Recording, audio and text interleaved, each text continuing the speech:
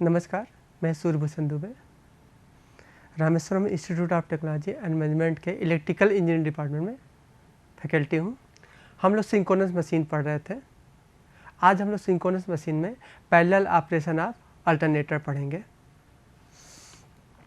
तो आज मेरा जो टॉपिक है parallel operation of synchronous alternator या अल्टरनेटर बोल सकते हैं, पैरेलल ऑपरेशन ऑफ अल्टरनेटर भी बोल सकते हैं। अब देखिए क्या है कि पैरेलल ऑपरेशन क्यों करते हैं। होता क्या है, जब दो या दो से अधिक अल्टरनेटर को आपस में कनेक्ट करते हैं तो उसको हम क्या बोलते हैं, पैरेलल ऑपरेशन बोलते हैं।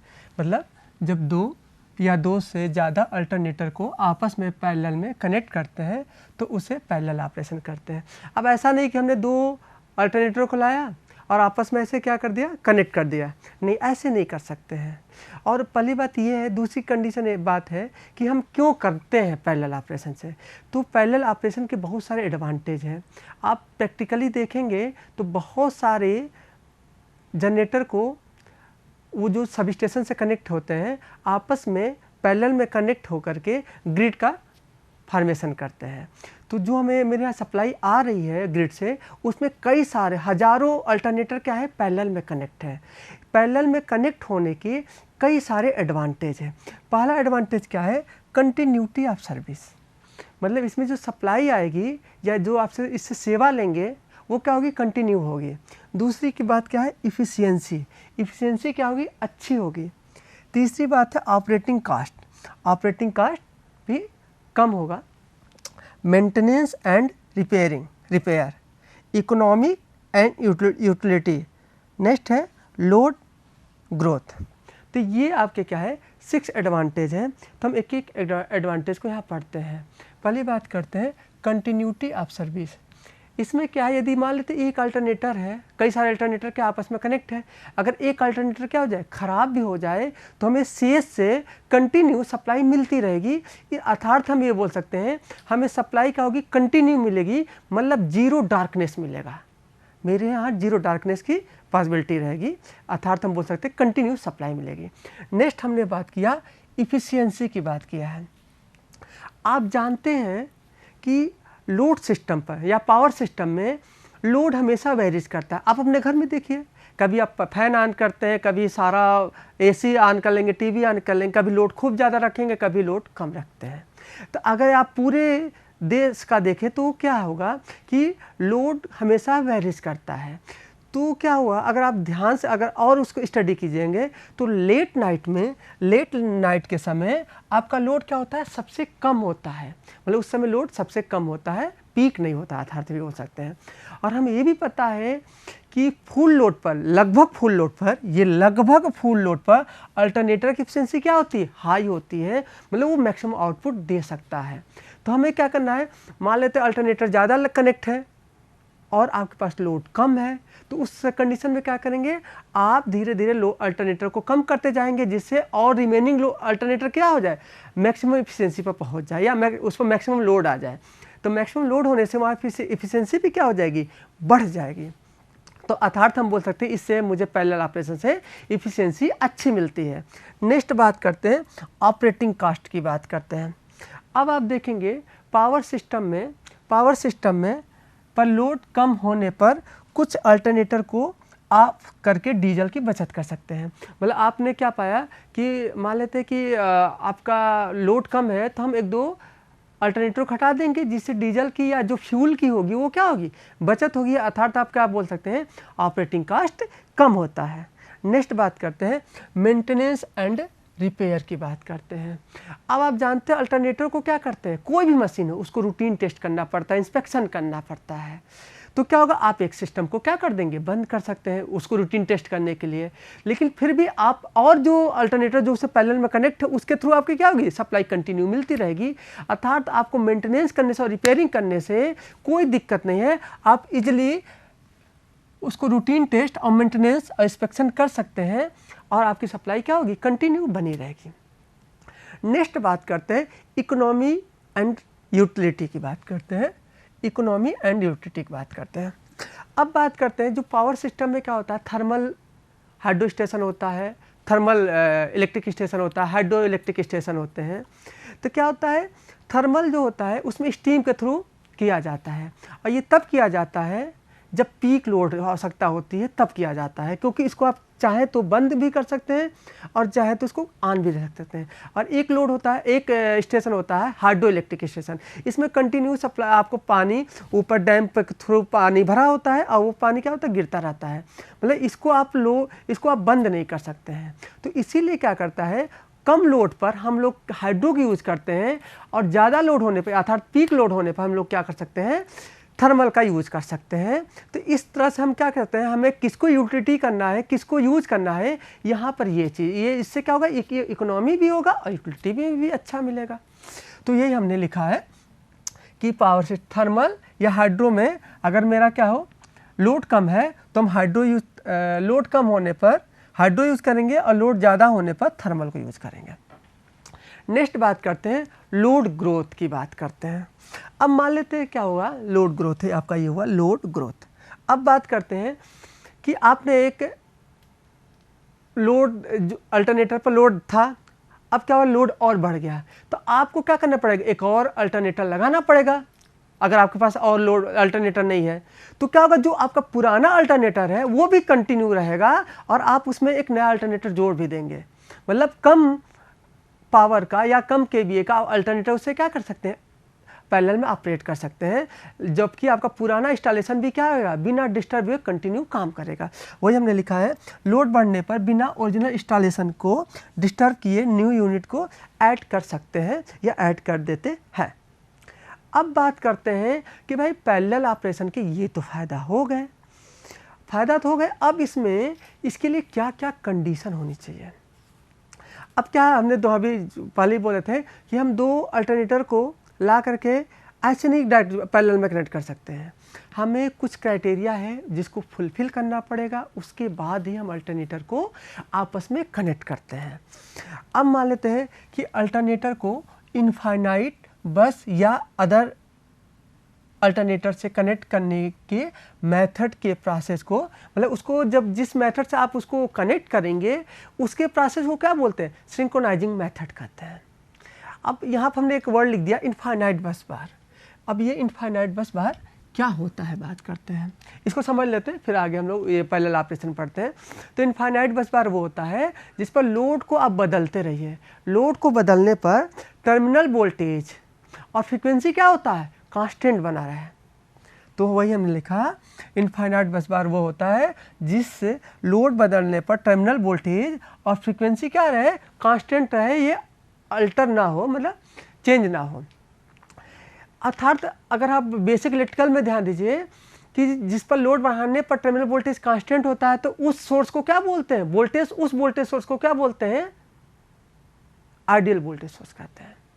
अर्थात वो क्या, उसका इंटरनल रेजिस्टेंस क्या होता है, आइडियल वोल्टेज सोर्स का इंटरनल रेजिस्टेंस 0 होता है। इसी प्रकार इनफाइनाइट बस बार भी क्या होता है, एक वोल्टेज सोर्स की तरह बिहेव करता है जिसका इंटरनल इम्पीडेंस क्या होना चाहिए, 0 होना चाहिए।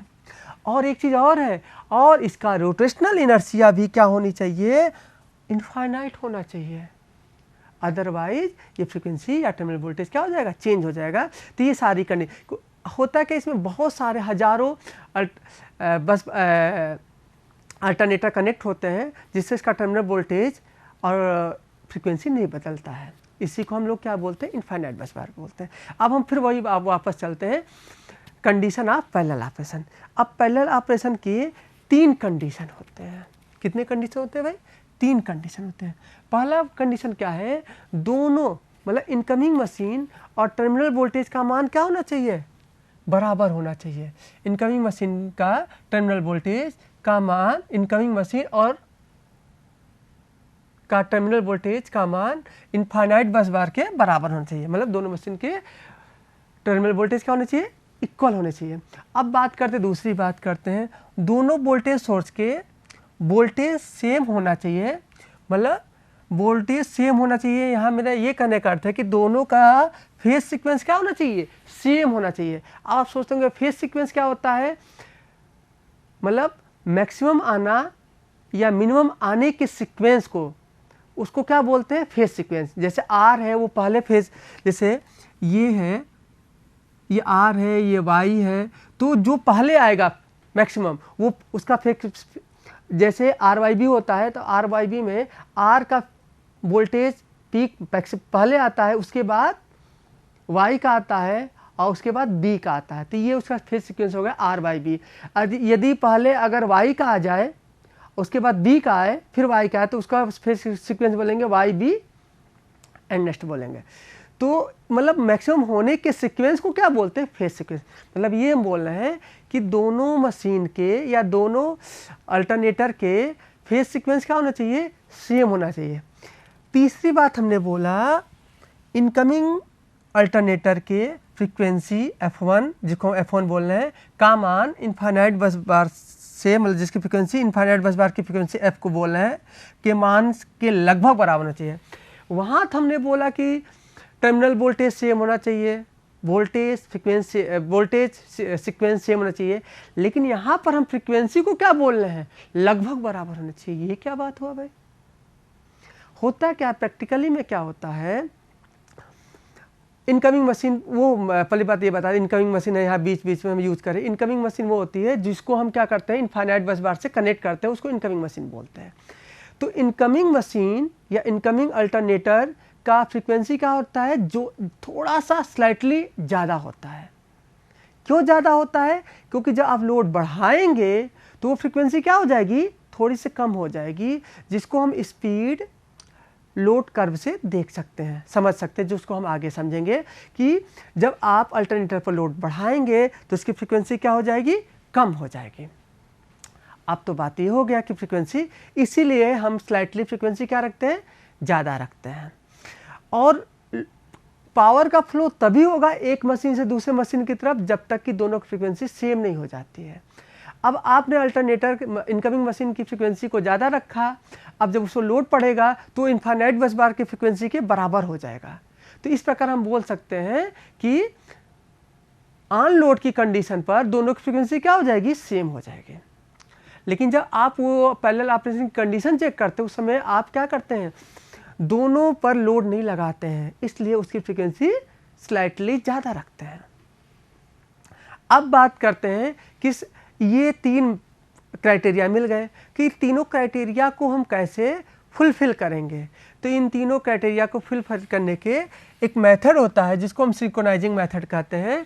इसके दो मेथड होते हैं, एक होता है डार्क लैम्प मेथड होता है और दूसरा सिंक्रोनोस्कोप मेथड होता है। ये दो मेथड है। अब बात करते हैं, वहाँ पर हमने पाया था कंडीशन 1 में टर्मिनल वोल्टेज क्या होता है? सेम होना चाहिए। तो हम टर्मिनल वोल्टेज किससे चेक करेंगे?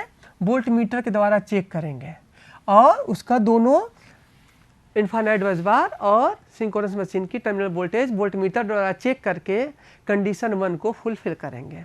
अब बात करते हैं कंडीशन 2 और कंडीशन 3 की। तो कंडीशन 2 में क्या होता है? कंडीशन 2 में फेज सीक्वेंस होता है, कंडीशन 3 में फ्रीक्वेंसी होती है। तो हम क्या करेंगे? कंडीशन 2 और कंडीशन 3 में फ्रीक्वेंसी F और फेज सीक्वेंस को किससे मेजर करेंगे? डार्क लैम्प मेथड से। मतलब इससे क्या करेंगे? कंडीशन 2 और 3 को करेंगे। अब बात करते हैं कि सिंक्रोनोस्कोप से क्या करते हैं। तो सिंक्रोनोस्कोप से कंडीशन 2 को फुलफिल किया जाता है। कंडीशन 2 बोले तो फ्रीक्वेंसी को, इससे हम लोग क्या करते हैं? फ्रीक्वेंसी को मैच कराते हैं इससे। लेकिन यदि इसी यही लिखी कंडीशन 2 में फ्रीक्वेंसी F को सिंक्रोनोस्कोप से किया जाता है। यदि सिंक्रोनोस्कोप में क्या कर दें? यदि इसके अंदर फेज सीक्वेंस इंडिकेटर लगा दें तो ये क्या करेगा? थर्ड को मतलब सेकेंड मतलब फेज सीक्वेंस को भी क्या करेगा? ये बताएगा। ठीक है, तो ये मेरे आपके ये दो मेथड हुए हैं। इसमें जो इम्पॉर्टेंट मेथड है डार्क लैम्प मेथड है। तो डार्क लैम्प मेथड को हम लोग यहाँ पर स्टडी करते हैं। अब देखिए क्या है डार्क लैम्प मेथड में क्या होता है? यह सिंक्रोनाइजिंग आसान होता है। मतलब डार्क लैम्प मेथड में सिंक्रोनाइजिंग करना क्या होता है? आसान होता है। जैसा कि हम अब क्या करेंगे? सर्किट इस फिगर के अनुसार हम सर्किट को क्या करेंगे? कनेक्ट करेंगे। अब देखिए इसमें हमने क्या किया? ये इनफाइनाइट बस बार है ABC, ये इनफाइनाइट बस बार है जिसका टर्मिनल वोल्टेज और फ्रीक्वेंसी क्या है आपका? कांस्टेंट है, ये आपका अल्टरनेटर है जिसको आप इससे क्या करना चाहते हैं, कनेक्ट करना चाहते हैं। तो यहाँ से ये आपका आ गया ए, ये ए से कनेक्ट है, ए बी एंड सी, और यहाँ से आपका आ गया A1 B1 एंड C1। अब हमने क्या किया, इस ए से इस ए में एक लैंप कनेक्ट किया, जबकि इन दोनों स्विच को अभी ओपन रखे हैं। इस बी में और इस बी में, इस दूसरे बी में हमने एक और दूसरा लैंप कनेक्ट किया, इस सी में और इस तीसरे सी में हमने एक तीसरा लैंप कनेक्ट किया। 3 लैंप हमने कनेक्ट कर दिया, और यहाँ पर हमने एक स्विच लगा दिया, 2 स्विच। इस स्विच को क्या करते हैं, जब सिंक्रोनाइजिंग चेक करना होता है तो यहाँ पर ये ऑन करते हैं, और जब ये सिंक्रोनाइज हो जाता है तो स्विच 2 को ऑन करते हैं, इसलिए स्विच 2 को हम लोग क्या बोलेंगे, सिंक्रोनाइजिंग स्विच बोलेंगे। ये तब होगा जब मेरा क्या होगा, सिंक्रोनाइज होगा, तब हम स्विच 2 को ऑन करेंगे, और चेक करने के समय हम S1 को ऑन करेंगे। क्लियर है?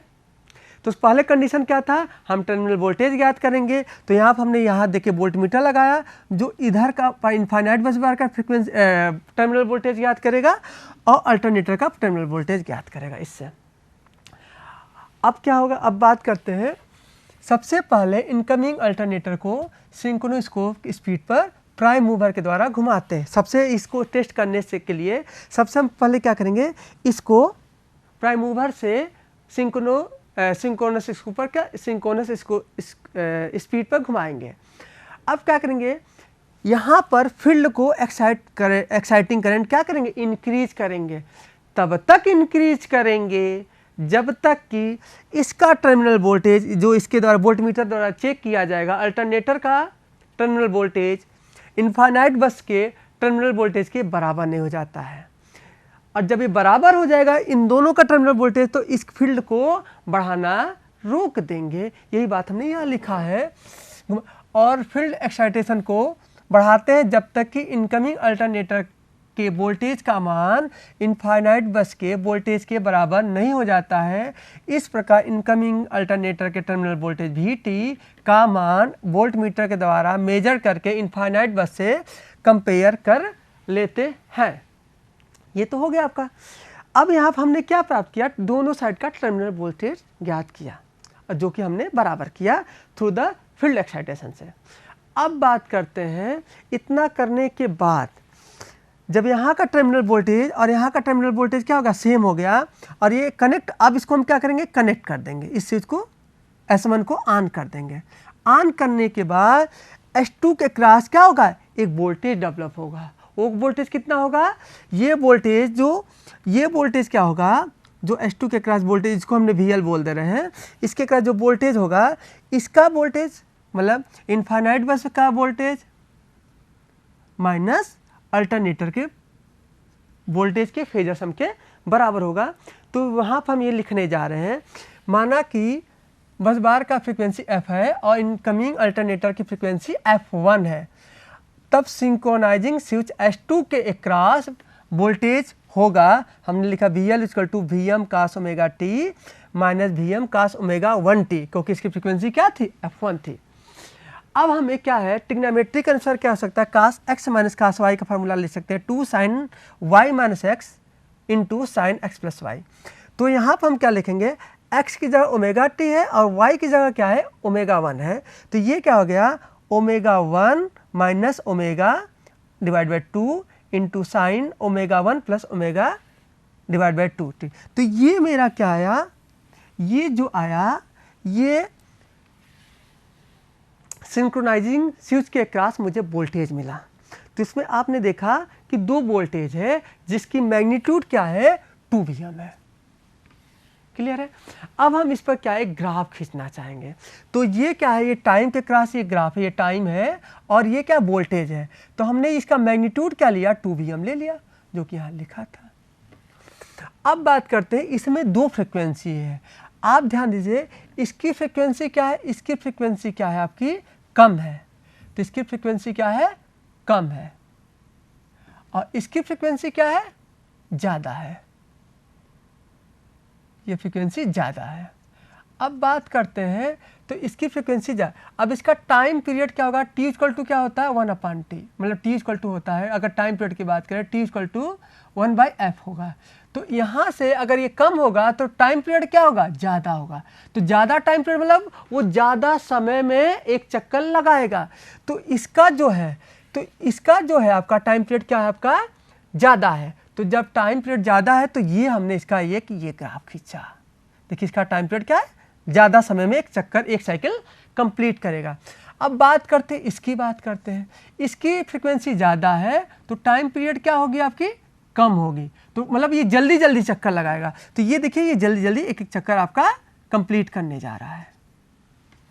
अब बात करते हैं कि यहाँ पर अगर फ्रिक्वेंसी मानते हैं, एक का फ्रिक्वेंसी 40 हर्ट्ज है और दूसरे की क्या है 50 हर्ट्ज है। तो यहाँ से इसकी वैल्यू क्या आएगी, लेस देन 90 आएगी। इसकी लेस देन मतलब 90 से क्या आएगी, कम आएगी। और इसमें क्या आएगी, 90 से ज़्यादा आएगी। तो इसकी वैल्यू क्या हो सकती है, +1 और -1 के बीच में रहेगा। और ये फ्रिक्वेंसी किस में, ये दिखाई गई है ये। तो हम ये फ्रिक्वेंसी इसको इसमें दिखाइए। तो इसकी फ्रिक्वेंसी जो आपने ये खींचा था, तो एक और आप एक इन्वेलप बना दीजिए सेम। तो एक इन्वेलप बना देंगे जिसके अंदर ये फ्रिक्वेंसी क्या करेगी, एग्जिस्ट करेगी। अब हमें पता है कि इसके अंदर दो फ्रिक्वेंसी है, एक फ्रिक्वेंसी कम है और एक फ्रिक्वेंसी ज़्यादा है। तो जिसकी फ्रिक्वेंसी कम होती है उस फ्रिक्वेंसी को हम लोग क्या बोलते हैं, बीट फ्रिक्वेंसी बोलते हैं। और जिसकी फ्रिक्वेंसी क्या होती है, ज़्यादा होती है, उसको क्या बोलते हैं, कैरियर फ्रिक्वेंसी बोलते हैं। इतना क्लियर हुआ। अब देखिए क्या है, अब क्या हुआ, वही जो हम बताया कि sin ओमेगा टी का मान +1 से लेकर -1 तक रहेगा, जो हम वहाँ पर क्लियर किए थे। अब नेक्स्ट बात करते हैं कि यहाँ पर जब मल्टीप्लाई होगा तो जहाँ पर एम्पलीट्यूड क्या हो जाए, 0 हो जाए, उसको क्या बोलते हैं, नोड बोलते हैं। और जहाँ पर फ्रिक्वेंसी मैक्सिमम हो जाए उसको क्या बोलते हैं, एंटी नोड बोलते हैं। इतना क्लियर है। अब बात करते हैं कि ये कोई बल्ब कब बुझेगा, कब बंद होगा, इसको उसमें कितना समय लगेगा उसको हम पता करते हैं। तो 2 नोड पर क्या होगा, आपका बल्ब क्या हो जाएगा, बंद हो जाएगा। तो टाइम बिटवीन 2 नोड, तो एक नोड में क्या आपका आपने देखा 2 नोड के बीच में टाइम क्या होगा, T/2 होगा। यहाँ से आप देख सकते हैं T/2 हाफ होगी, तो T/2 लिखा। अब क्या है, ये क्या है, T इक्वल टू क्या लिख सकते हैं, 2 पाई ओमेगा। तो 2 पाई बाई ओमेगा को क्या लिख सकते हैं, ये कौन ओमेगा है, बीट फ्रिक्वेंसी डिवाइड बाई 2 आपका है। तो यहाँ से ये 2 कैंसिल हो गया, तो pi by omega beat frequency आ गया। अब हम बीट फ्रिक्वेंसी का फार्मूला अभी पहले पाए थे, तो क्या था, ये था ω1 - ओमेगा डिवाइड बाई 2। तो यहाँ से क्या हो जाएगा, इसकी जगह आप ये रखेंगे तो 2 क्या हो जाएगा, ऊपर चला जाएगा और ये आपका मिल गया। उपरोक्त टाइम के लैंप ऑन ऑफ, मतलब इस समय में क्या होगा, आपका लैंप इतने टाइम पर ऑन और ऑफ होगा। अब बात करते हैं, हमें पहले से ही पता है कि इनकमिंग अल्टरनेटर की फ्रीक्वेंसी f1 से स्लाइटली ज़्यादा होनी चाहिए या डिफरेंस होता है। अब क्या होता है, यदि लैंप में फ्लिकरिंग क्या हो रहा है, ज़्यादा, मतलब ये ऑन ऑफ क्या हो रहा है, ज़्यादा तेज़ी से हो रहा है, तो इसका मतलब क्या है, इसकी वैल्यू क्या आएगी, कम आएगी, अर्थात फ्रीक्वेंसी डिफरेंस ज़्यादा होगी। सॉरी गलत बोल गए, कि बहुत जब ज़्यादा तेज़ी से क्या हो रही, फ्लिकरिंग कर रही है तो फ्रीक्वेंसी क्या होगी, कम आएगी, फ्रीक्वेंसी डिफरेंस क्या आएगी, कम आएगी। तो वही हमने लिखा है, तो फ्रीक्वेंसी डिफरेंस ज़्यादा आएगी, और जब ये ज़्यादा आएगा, फ्रीक्वेंसी डिफरेंस क्या आएगा, जब ज़्यादा आएगा तो इसका टाइम पीरियड क्या होगा, ये कम आएगा। तो कम आएगा तो जल्दी ऑन ऑफ होगा, बिल्कुल सही लिखा है। दूसरी कंडीशन में लिखा है, यदि लैब में फ्लिकर स्पीड कम हो रहा है, इसकी वैल्यू क्या है, कम, मतलब इसका टाइम पीरियड क्या आएगा, कम, धीरे धीरे टाइम पीरियड ज़्यादा आएगा। तो ये क्या होगा, धीरे धीरे ऑन ऑफ होगा। तो फ्रीक्वेंसी डिफरेंस क्या होगी, ज़्यादा होगी, क्योंकि फ्लिकरिंग टाइम ज़्यादा, ये थोड़ा ज़्यादा लिखना चाहिए था, ज़्यादा, ये ज़्यादा आएगा। तो ये कंडीशन आपकी हुआ। तो इसमें ये पता चला कि स्पीड क्या है, ज़्यादा और कम है। अब हमें ये पता करना है कि किसकी स्पीड ज़्यादा है और किसकी स्पीड कम है, क्योंकि मुझे इनकमिंग अल्टरनेटर की फ्रीक्वेंसी क्या रखनी है, ज़्यादा रखनी है। अब मानते हैं कि इसमें 2 कंडीशन है, हमने कंडीशन 1 लिया, माना कि दोनों क्या है, अपोजिट फेज में है। तो हमने ये लिया, ये ए, ये आपका इनफाइनाइट बस बार का है और ये अल्टरनेटर की है। अब यहाँ पर दोनों क्या है, दोनों अपोजिट फेज में, तो ये ए बी सी, यहाँ से उल्टा है ए डैश बी डैश सी, देखिए अपोजिट फेज सीक्वेंस में। अब हमने माना कि ये क्या कर रहा है, इसकी स्पीड क्या है, ज़्यादा है, ओमेगा 1 की स्पीड ज़्यादा है और इसकी स्पीड क्या है, कम है, क्योंकि मुझे पता करना है कि कौन ज़्यादा तेज घूम रहा है और कौन कम घूम रहा है। अब यहाँ पर आप देखेंगे तो यहाँ रिलेटिविटी स्पीड देखेंगे तो ये क्या कर रहा है, ज़्यादा घूम रहा है, तो इसको हमने रेफरेंस ले लिया, तो ये इस पर स्थिर रहेगा, तो ये तेजी से घूम रहा है, तो ये क्या हो जाएगा, कुछ देर बाद ये ए डैश कहाँ चला जाएगा, सी पर चला जाएगा। इस कंडीशन जो फिगर दिया है, इस कंडीशन में ए डैश का टर्मिनल वोल्टेज तो सेम है और फेज भी सीक्वेंस भी सेम है, अतः ए लैंप क्या होंगे, बंद होगा और रिमेनिंग दोनों बल्ब क्या होंगे, ऑन रहेंगे। अब मान लेते हैं कि ये वाला क्या हो गया, फेज ए वाला, ये वाला 120 डिग्री क्या करेगा, मूव करेगा, तो ए डैश जहाँ यहाँ लिखा था वो कहाँ चला गया, यहाँ पर आ गया, और बी डैश यहाँ चला गया। तो इस कंडीशन में आप देखेंगे ये दोनों क्या हो गए, सेम फेज सीक्वेंस में हो गए, अतः बी अब क्या हो जाएगा, ऑफ हो जाएगा। तीसरे कंडीशन की बात करते हैं, फिर ये 120 डिग्री मूव कर गया, तो आपका ए यहाँ पहले था, अब वो कहाँ चला जाएगा, यहाँ आ गया। इस कंडीशन में आप देखें सी डैश और सी डैश भी क्या हो गए, मैच हो गए, तो इस बार आपका सी लैम्प भी क्या हो गया, ऑफ हो गया। अर्थात हमने ये पाया अगर अल्टरनेटर की स्पीड ज़्यादा होगी तो बल्ब के जलने बुझने की जो सिलसिला होगा वो क्या होगा, ए बी सी, मतलब लैंप L1, लैंप L2 और लैंप L3 होगा। अब हम मानते दूसरी कंडीशन लेते हैं कि मान लेते हैं कि ये आपका क्या है, अल्टरनेटर की इनफाइनाइट बस बार की स्पीड क्या है, ज़्यादा है, उल्टा हमने ले लिया। अब इसकी स्पीड क्या आपकी है, ज़्यादा है, किसकी, इसकी स्पीड क्या है आपकी, ज़्यादा है, ओमेगा 1 की, नहीं सॉरी, इसकी स्पीड क्या है, ज़्यादा है, और जबकि इसको, और इसकी स्पीड क्या है, इसी दिशा में घूम रही, कम है, तो ये क्या हो जाएगा, पीछे इसको, अगर यहाँ से आप रेफरेंस इसको मानेंगे, इस पर बैठे होंगे तो देखेंगे ये क्या हो रहा है, ये धीरे धीरे इधर घूम रहा है, और किस स्पीड से घूम रहा है, ओमेगा 1 माइनस ओमेगा से घूम रहा है।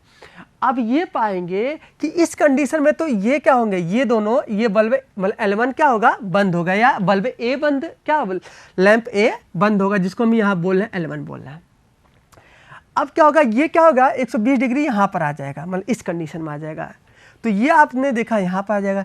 इस कंडीशन में सी डैश और सी डैश भी क्या हो रहे हैं, सेम आ रहे हैं, तो इस समय आपका सी लैंप भी क्या होगा, बंद होगा। आपका तीसरा कंडीशन आया कि फिर से 120 डिग्री घूम जाएगा, तो क्या हो जाएगा, जो ए यहाँ था अब यहाँ ए डैश पहुँच गया। अब इस कंडीशन में आपका क्या होगा, बी लैंप क्या हो जाएगा, बंद हो जाएगा, बी लैंप बोले तो L2 बंद हो जाएगा। तो आपने ये पाया कि अगर इनफाइनाइट बस बार की फ्रीक्वेंसी ज़्यादा होगी तो बल्ब की जलने बुझने की जो सिलसिला होगी या सीक्वेंस होगा वो क्या होगा, ए सी बी होगा। अगर अल्टरनेटर की स्पीड ज़्यादा होगी तो बल्ब की जलने बुझने की सिलसिला होगा या सीक्वेंस होगा वो क्या होगा, ए बी सी होगा। मतलब इससे हम बल्ब के जलने बुझने से ये पता कर सकते हैं कि किसकी फ्रीक्वेंसी ज़्यादा है, जबकि हमें अल्टरनेटर की फ्रीक्वेंसी ज़्यादा रखनी है। तो ये बात तो हो गई। तीसरी एक कंडीशन और लेते हैं, कंडीशन 2 लेते हैं। अगर मान लेते हैं कि दोनों का फेज सीक्वेंस क्या है, सेम है, तो जब फेज सीक्वेंस क्या होगा, सेम होगा, अब कोई भी इधर से घूमे या कोई तेज घूमे तो तीनों बल्ब एक साथ जलेंगे और तीनों बल्ब एक साथ बुझेंगे। तो इससे ये क्लियर हो जाएगा कि तीनों इनका फेज सीक्वेंस क्या है, सेम है। क्लियर है, स्पष्ट है। फेज सीक्वेंस उल्टा होगा तो क्या हो जाएगा, जलने बुझने के दो जलेंगे एक बुझेगा। अगर फेज सीक्वेंस क्या होंगे, सेम होंगे तो तीनों एक साथ जलेंगे और तीनों एक साथ बुझेंगे। इतना क्लियर है।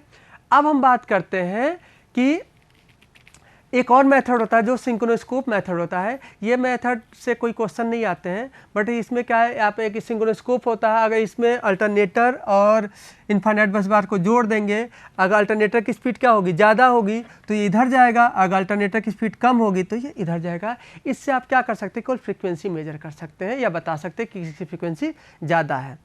तो आज के लिए हम क्या रखते हैं, इतना रखते हैं बस। धन्यवाद, नमस्कार।